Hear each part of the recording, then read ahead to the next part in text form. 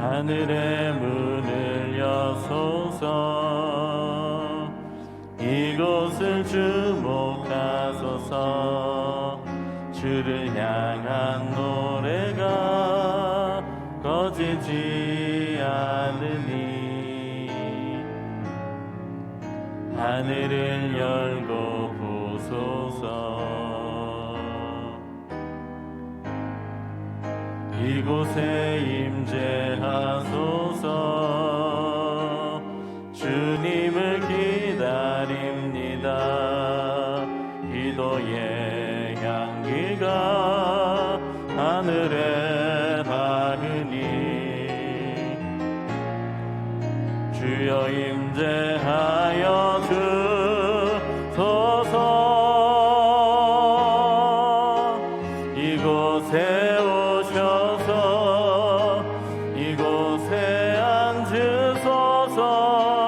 이곳에서 드리는 예배를 받으소서.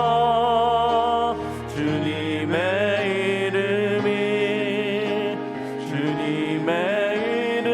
이름만이 오직 주의 이름만 이곳에 있습니다. 감사로 제사를 드리는 자가 나를 영화롭게 하나니 그의 행위를 옳게 하는 자에게 내가 하나님의 구원을 보이리라. 아멘. 사도신경으로 우리의 흔들리지 않는 신앙을 고백합니다. 전능하사 천지를 만드신 하나님 아버지를 내가 믿사오며 그 외아들 우리 주 예수 그리스도를 믿사오니 이는 성령으로 잉태하사 동정녀 마리아에게 나시고 본디오 빌라도에게 고난을 받으사 십자가에 못 박혀 죽으시고 장사한 지 사흘 만에 죽은 자 가운데서 다시 살아나시며 하늘에 오르사 전능하신 하나님 우편에 앉아 계시다가 저리로서 산자와 죽은 자를 심판하러 오시리라. 성령을 믿사오며 거룩한 공회와 성도가 서로 교통하는 것과 죄를 사하여 주시는 것과 몸이 다시 사는 것과 영원히 사는 것을 믿사옵나이다. 아멘. 앉으셔서 찬송가 302장 찬양하겠습니다.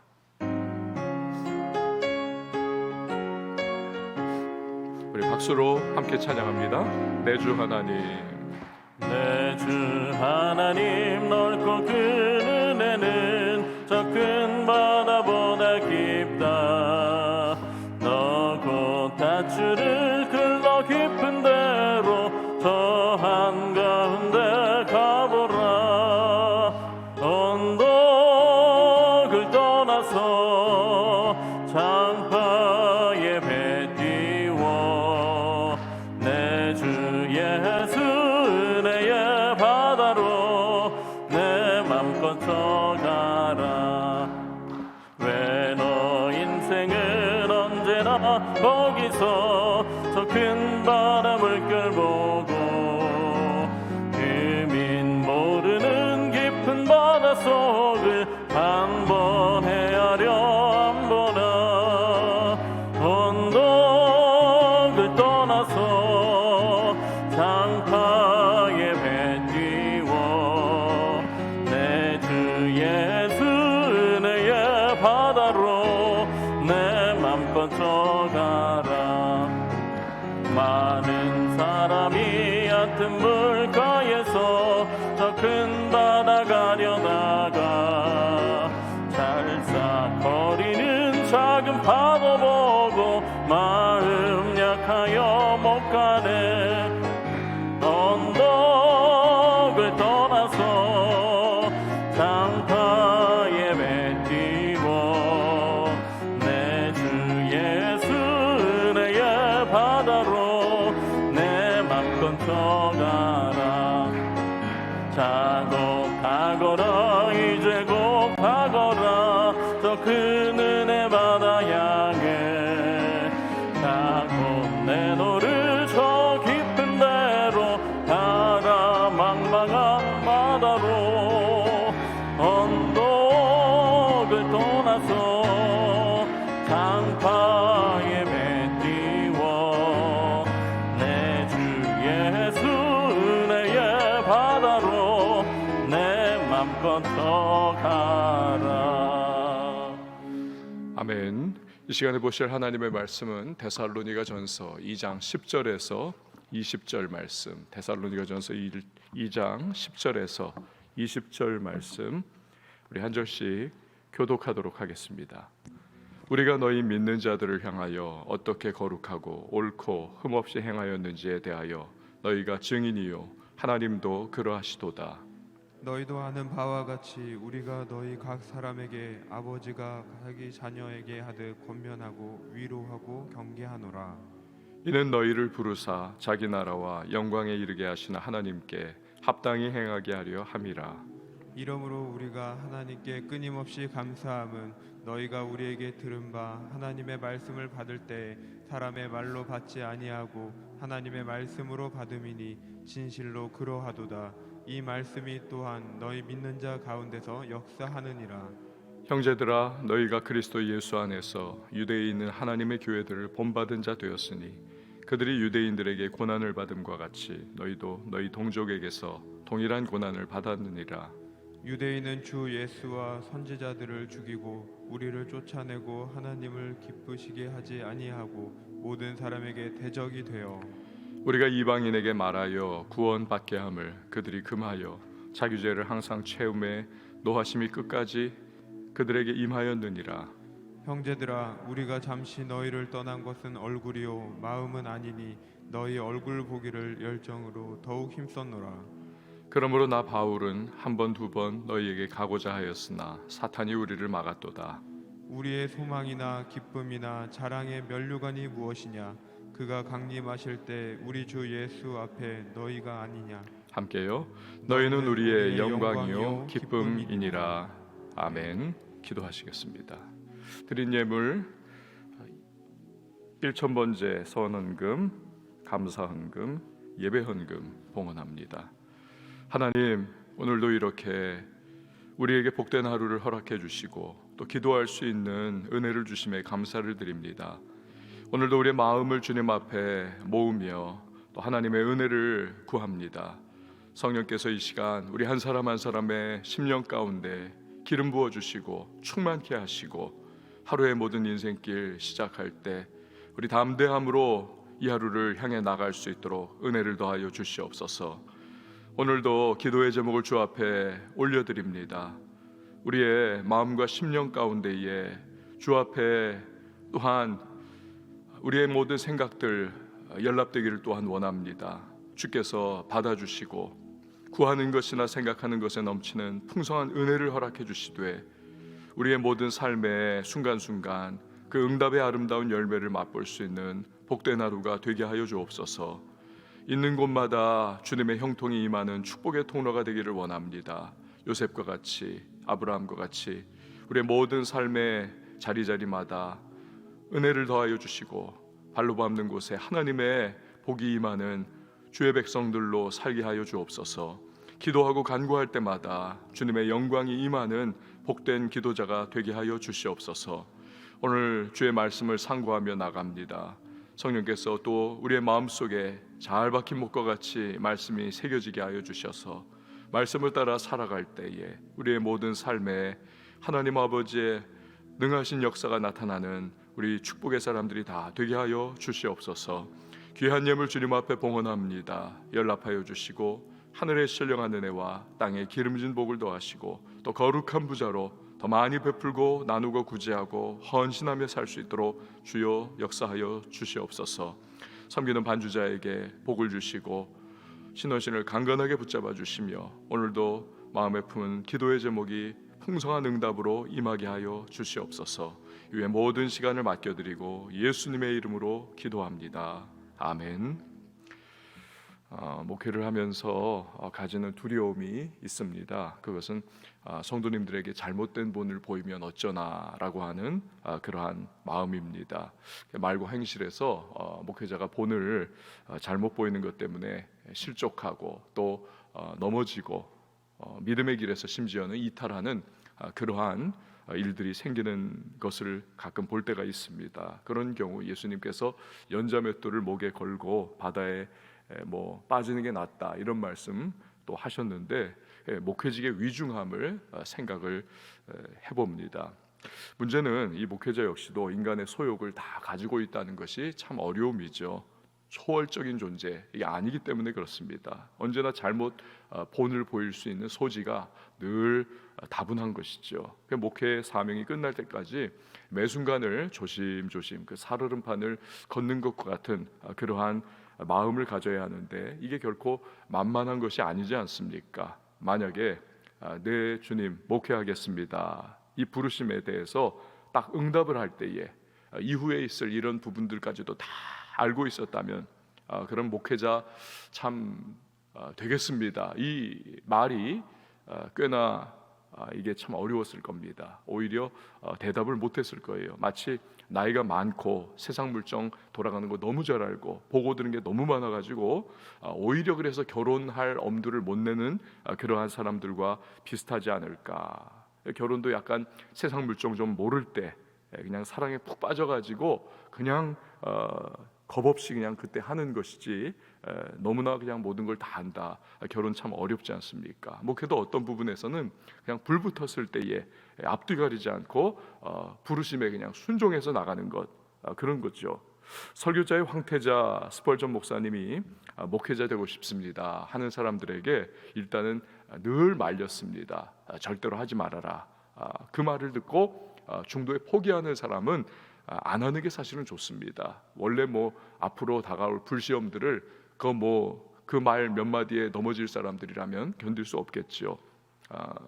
그러나 끝내 그럼에도 불구하고 하지 마라 해도 끝까지 하여튼 그 열망을 꺾지 않는 사람, 그 사람들은 목회를 하라고 했습니다. 그러니까 스펄전 목사님의 말이 맞다고 생각을 해요. 교인들을 실족하게 하거나 또 교회의 덕을 허물지 않고 끝까지 사명을 감당해 나가는 목회자가 되는 게 이게 중요하죠. 목회 무슨 업적을 크게 이룬다든지 무슨 성취를 대단하게 해 나간다든지 남이 알아준다든지 이런 것은 부차적인 그 다음의 차원의 문제입니다. 교인들은 그래서 끝까지 사명을 감당하는 목회자가 될 수 있도록 여러분들 기도를 해주셔야만 합니다. 미국의 경우이지만 신학교를 졸업하고 이제 목회의 일선에 뛰어든 분들 중에서 2명, 그러니까 하여튼 10명이면 2명, 20% 그렇게 겨우 마무리를 합니다. 완주하는 자가 그렇다는 겁니다. 그러니까 우리나라도 거기까지는 아니지만 점점 그 수치가 떨어져 가고 있습니다. 기도가 참 많이 필요한 때입니다. 그런 점에서 사도 바울은 참 목회자의 귀감이 된다, 늘 그런 생각을 해봅니다. 여러분 오늘 본문 10절 말씀을 한번 보십시오. 10절에 보면 우리가 너희 믿는 자들을 향하여 어떻게 거룩하고 옳고 흠없이 행하였는지에 대하여 너희가 증인이요 하나님도 그러하시도다. 바울은 데살로니가 교인들에게 부끄럽지 않게 고백을 하고 있습니다. 그러니까 데살로니가의 교회를 세워 나갈 때 오늘 본문이 보니까 거룩하고 옳고 흠없이 행했다. 여기서 거룩은 하나님에 대한 태도입니다. 하나님에 대한 태도. 옳은 것은 교인들 앞에서 가진 태도입니다. 흠이 없다. 이 세 번째는 하나님과 교인들 모두 앞에서 그렇게 행했다는 겁니다. 거룩함을 가지고 그렇게 하나님 앞에 나아갈 수가 있었고, 교인들에 대해서는 옳게 마땅히 행해야 할 바를 가지고 나아갈 수 있었고, 그 일들에 대해서 흠없이 그렇게 하나님과 교인들 앞에서 최선을 다하는 모습이었다. 그리고 그것을 데살로니가 교인이나 하나님 모두 다 증인이 되어 주신다는 것입니다. 참 이 모습을 보면 바울은 부럽기도 한 분입니다. 또 바울을 볼 때마다 상대적으로 더 나 자신의 부족함이 드러나는 것 같아서 이거 정말 정신을 바짝 차려야 되겠구나 생각도 되는 것입니다. 더욱더 이 성도님들의 기도를 요청을 할 마음이 생기는 거죠. 여러분 꼭 여러분의 새벽 기도마다 기도를 하실 때에 목회자를 위해서도 여러분 꼭 기도를 해주시기를 바랍니다. 빌립보 교회가 바울을 뒤에서 늘 기도하고 있지 않습니까? 바로 그 마음이죠. 바울이 데살로니가 교인들을 향해서 가진 태도가 있습니다. 11절 말씀에 그 태도가 나오죠. 너희도 아는 바와 같이 우리가 너희 각 사람에게 아버지가 자기 자녀에게 하듯 권면하고 위로하고 경계하노니. 어제 본문인 7절에서는 바울이 데살로니가 교인들을 유모가 아기에게 하는 것과 같이, 젖먹이는 엄마가 아기에게 대하는 것과 같이 그렇게 했다라고 기록을 해 있지 않습니까? 그러나 오늘 11절에서는 아버지가 자식을 대하듯이 권면하고 위로하고 경계한다. 즉 아버지의 엄하기도 하고 절도를 중요시하는 태도로 또 그렇게 데살로니가 교인들을 대한다라는 겁니다. 왜 그렇습니까? 12절 말씀이죠. 우리 12절 같이 읽어보도록 하겠습니다. 시작. 이는 너희를 부르사 자기 나라와 영광에 이르게 하시는 하나님께 합당히 행하게 하려 함이라. 아멘. 이런 겁니다. 처음 2차 선교 여행 그 기간 동안 데살로니가에 도착해서 전도했지요. 그 결과 사람들이 예수를 믿게 되었습니다. 근데 막 전엔 찐빵과 같이 이제 막 갓 초신자가 된 사람들, 그러니까 영적으로는 갓난아기가 된 겁니다. 그러니 젖먹이는 엄마의 섬세한 그 사랑, 그 뜨거운 사랑으로 양육을 해나가야 합니다. 이건 일방적인 그러한 헌신이 필요한 거죠. 그러나 이제 바울은 데살로니가 교인들이 그 어린 아기의 수준에 머물러 있는 것을 결코 원하지를 않습니다. 자라라는 것입니다. 그래서 하나님이 기대하시는 성도다운 모습으로 이제는 성장해 가라는 그러한 말씀을 주고 있는 것입니다. 몇 년 전에 우리 교회에서 이 수요 설교 때 어느 부목사님이 했던 예가 생각이 납니다. 아기가 처음 걷기 전까지는 보행기가 도움이 되지요. 그렇죠? 그런데 일단 걸음마를 자기 스스로의 힘으로 뗄 수 있는 상황이 됐으면 그때부터는 보행기가 오히려 도움이 안 되고 걸림돌이 된다는 것입니다. 걷고 성장하는 데 있어서 장애물이 되는 거죠. 이제는 자기 힘으로 서야 하고 자기가 균형을 잡아서 나아가야만 그 걸음마와 또 달리고 뛰는 부분에 있어서 그렇게 자연스럽게 이어져 갈 수가 있는 거죠. 보행기에 묶여 있으면 기회를 놓치는 겁니다. 여러분, 주님은 이 바울 사도를 통해서 바로 이 부분입니다. 데살로니가 교인들에게 그걸 말씀하는 거죠. 이제는 스스로 일어서라. 언제까지 그냥 젖먹이는 것과 같이 부드러운 음식만 너희가 먹으려고 생각을 하느냐는 겁니다. 신앙 여정을 이제는 담대하게 걸어가는 수준으로 성장해야 한다. 그래서 아버지의 훈육과 같이 데살로니가 교인들을 대하고 있는 것이지요.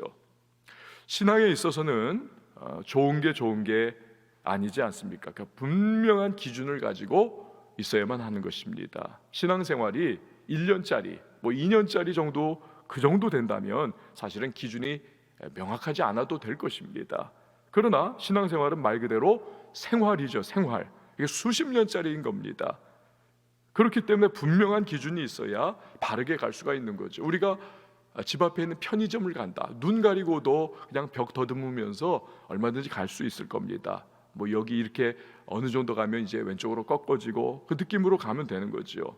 그러나 먼 지방을 가려면 반드시 정확한 지도가 있든지 내비게이션이 딱 필요한 것과 같은 것입니다. 그렇지 않으면 영 엉뚱한 곳에 나중에 가보니까 야, 이곳이 아니었구나.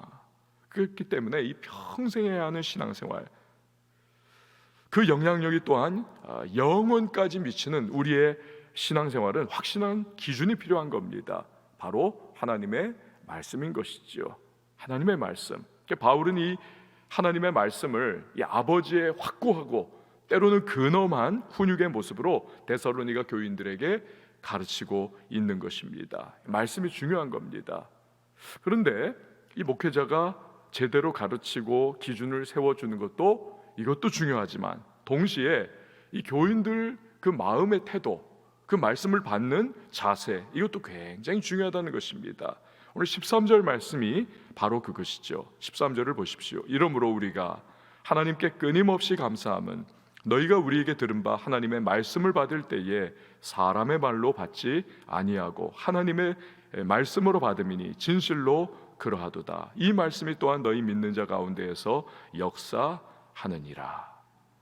자, 여기서 바울이 감사하고 있는 것이 무엇입니까? 데살로니가 교인들에게 말씀을 가르쳤을 때에, 즉 설교했을 때에 사람의 말로 받지를 않더라는 겁니다. 대신에 하나님의 말씀을 받듯이 전적으로 수용했다는 것입니다. 그러니까 예수님의 표현대로 하자면 옥토와 같은 마음밭을 가지고 있어서 30배, 60배, 100배의 결실이 데살로니가 교인들에게 맺히더라는 것입니다. 맺히더라.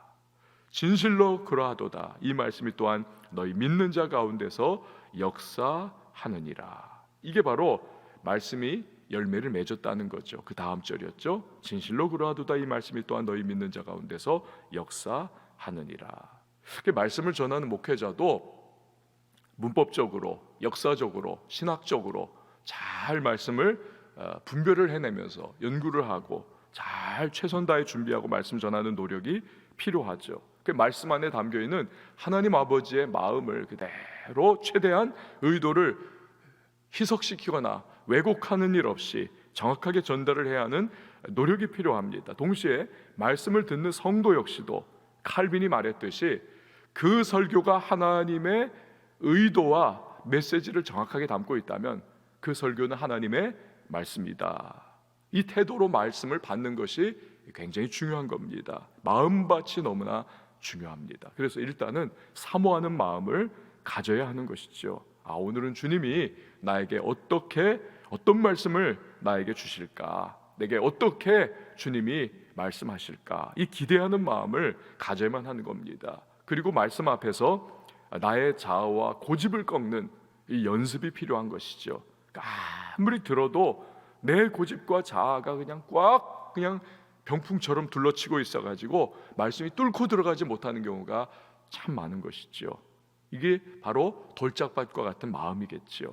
절대로 열매가 안 맺히는 겁니다. 그러니까 말씀 앞에서 나의 완고한 자아와 고집을 이걸 깨버릴 수가 있어야만 하는 것입니다. 오늘날 목사 중에도 동성애 문제 앞에서 그냥 거기 연단에 서가지고 막 축복 기도를 하고 물 뿌려주고 막 이런 사람들도 있습니다. 분명한 반성경적 이슈, 여기에 목회자가 회개하지 않는다면 정말 구원받았는가 이 사람 의심을 해봐야죠. 구원받고 그 성령이 그 심령 가운데 함께 거하고 계시다면 절대로 그렇게 할 수 없는 겁니다. 문제는 교인들도 마찬가지인 거죠. 하나님의 말씀 앞에서 내가 어떻게 반응하느냐. 말씀 앞에서 가져야 할 또 하나의 태도는 이 목회자와 그렇기 때문에 각세우는 관계를 이것을 절대 피해야만 하는 겁니다. 이게 뭐 저 좋으라고 우리 교역제도 좋으라고 지금 드리는 말씀이 결코 아닙니다. 왜요? 절대로 그러면 은혜가 되지 않기 때문에 그렇습니다. 그 말씀을 사람이 싫기 때문에 하나님 말씀을 거부하고자 하는 그러한 태도가 생기기 때문에 그렇습니다. 이 영혼이 결국에는 핍절해 버리는 거죠. 영적 기아 상태가 오는 겁니다. 그래서 목회자에 대해서 계속 그렇다면 빨리 소통을 해가지고 서로 오해를 푸는 계기를 만들든지 기도를 많이 해가지고 심령을 변화를 받아야 합니다. 그렇지 않으면 문제가 생기는 것이죠. 은혜 받지 못하는 심정은 반드시 문제가 약이 될 수밖에 없는 것입니다. 목회자를 위해서 늘 기도해 주는 것은 그 말씀을 수용성 있게 받아들이는 부분에 있어서 아주 좋은 비결이 되는 겁니다. 저희 어머님께서 늘 길목사 설교 은혜 많이 받았어. 제가 알아요. 그 설교 죽 썼다는 것을. 분명히 은혜를 못 받았을 텐데 근데 은혜를 받았다는 겁니다. 그 왜 그랬을까요? 그 어머니의 마음이 있기 때문에 그렇습니다. 자식을 위해서 늘 기도하면서 사랑에 관심을 늘 가지고 있으니까 그냥 죽순 설교인데 은혜를 받았다는 겁니다. 그러니까 이처럼 설교자를 위해서 어떤 마음을 가지고 있고 기도를 하고 있느냐, 그러면 은혜가 임할 수 있는 겁니다. 그러면 바울은 이제 데살로니가 교인을 향한 위로의 말씀을 전하고 있습니다. 14절에서 16절 말씀을 보시기를 바랍니다. 형제들아, 너희가 그리스도 예수 안에서 유대에 있는 하나님의 교회들을 본받은 자 되었으니 그들이 유대인들에게 고난을 받음과 같이 너희도 너희 동족에게서 동일한 고난을 받았느니라. 유대인은 주 예수와 선지자들을 죽이고 우리를 쫓아내고 하나님을 기쁘시게 하지 아니하고 모든 사람에게 대적이 되어 우리가 이방인에게 말하여 구원받게 함을 그들이 금하여 자기 죄를 항상 채우매 노하심이 끝까지 그들에게 임하였느니라. 아멘. 초대교회 성도들은 예루살렘 유대인들에게 얼마나 많은 핍박과 고난을 받았습니까? 그것은 교회가 이 땅에 존재할 때에 늘 직면하는 그러한 현상인 것이지요. 교회는 세상으로부터 박해를 받는 것, 고난당하는 것이 피할 수 없는 숙명과도 같습니다. 교회의 머리이신 예수께서 세상으로부터 박해를 받으시고 십자가에 못 박히기까지 하셨다면 그 주님의 몸된 교회가 세상에서 당하는 고난 전혀 이상한 것이 아닙니다. 당연한 것입니다. 그처럼 데살로니가 교인들도 동족인 데살로니가 지역의 헬라인들로부터 동일한 고난을 받고 있었습니다. 주님은 바울을 통해서 그게 이상한 일이 아니다, 당연한 거다, 그 말씀을 하고 계시는 겁니다. 하지만 다가올 미래를 생각할 것을 도전으로 주십니다. 16절 하반절에서 우리 읽었죠. 노하심이 끝까지 그들에게 임하였느니라. 즉 주님 재림하실 때가 되면 교회를 핍박했던 유대인들 반드시 심판이 임할 것이다 라는 것입니다. 그리고 너희들을 또한 핍박하고 있는 헬라인들도 모든 핍박자들에게 고난이 임할 것이다, 노하심이 임할 것이다. 근데 여기서 바울은 미래에 있을 일을 끌어당겨 가지고 임하였느니라 부정과거입니다. 부정과거. 히브리어 문법에는 부정과거라고 있는 것이 있습니다. 우리에게는 없어요. 이제 앞으로 다가올 미래의 일들을 이미 이루어졌다라고 과거형으로 선언을 하는 겁니다. 너무나 확실한 것이기 때문에 강조하는 것이죠. 임하였느니라, 반드시 그 일은 이루어진다, 그렇게 될 것이다. 여러분, 이것은 오늘을 사는 우리들에게도 동일한 말씀입니다. 교회 그리고 성도 세상에서 핍박받고 어려움을 겪습니다. 하지만 마지막에 성도는 웃습니다. 반면에 세상의 마지막은 심판입니다. 우리들 성도는 이 분명한 결말을 늘 기억해야만 합니다. 그러할 때에 승리할 수가 있는 것이죠. 이제 바울은 데살로니가 교인들에게 과거에 유대인들의 박해가 있었을 때에 데살로니가 교회를 떠났던 일에 관해서 그가 설명을 합니다. 17절 말씀을 보시기를 바랍니다. 형제들아, 우리가 잠시 너희를 떠난 것은 얼굴이요 마음은 아니니 너희 얼굴 보기를 열정으로 더욱 힘썼노라. 마음으로 너희를 버린 것이 아니다, 오해하지 말라, 시험 들지 말라라는 것입니다. 바울은 늘 그 태도를 가지고 있지 않았습니까? 며칠 전에도 말씀드렸듯이 어느 한 지역에서 핍박받으면 또 다른 지역으로 옮기고, 그 복음이 계속 확산하기를 그는 원했던 것입니다. 계속 옮기는 그 모습. 그래서 데살로니가 지역에서 핍박이 다가왔을 때 그 지역에서 이제는 이 사람들 자립할 수 있다 그러면서 떠났던 거죠. 그러나 데살로니가 교인들 마음속에는 섭섭함이 있을 수 있는 겁니다. 우리를 왜 버렸을까? 오해할 수 있는 겁니다. 내가 너희의 상황을 다 안다, 마음으로는 내가 너희와 함께하고 있다, 오해하지 말라, 시험 받지 말라라는 것입니다. 자기 마음을 그리고 계속 표현을 하죠. 18절에서 20절 말씀 우리 같이 한번 마지막으로 읽어봅니다. 시작. 그러므로 나 바울은 한 번 두 번 너희에게 가고자 하였으나 사탄이 우리를 막았도다. 우리의 소망이나 기쁨이나 자랑의 면류관이 무엇이냐? 그가 강림하실 때 우리 주 예수 앞에 너희가 아니냐? 너희는 우리의 영광이요 기쁨이니라. 아멘. 그들을 버리거나 포기한 것이 아니라 다시 데살로니가 교회를 방문하고 싶었지만 특별한 문제가 있어서 지금까지 가지 못하고 있을 따름이라는 것입니다. 그러니까 바울에게 있어서 데살로니가 교회는 훗날에 천국에서 상급의 내용이 된다는 겁니다. 그들이 구원받는 일에, 주님의 몸된 교회가 되는 일에 헌신했던 바울이기 때문에 너희가 나의 면류관이다 라고 말하고 있는 거지요. 여러분, 저에게는 우리 교회와 성도님들이 바로 그러한 분들이 될 겁니다. 또 여러분들 부모님들에게는 믿음 안에서 잘 양육해가는 자녀들이 바로 그러한 대상이 될 것입니다.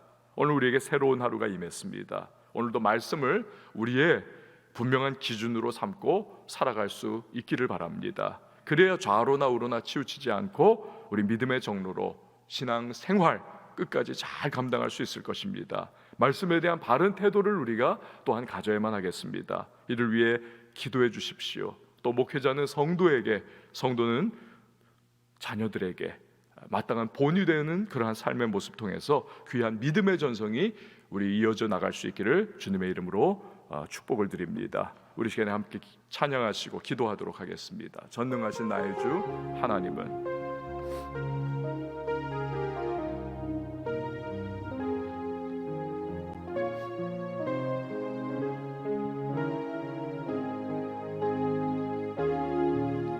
전능하신 나의 주 하나님은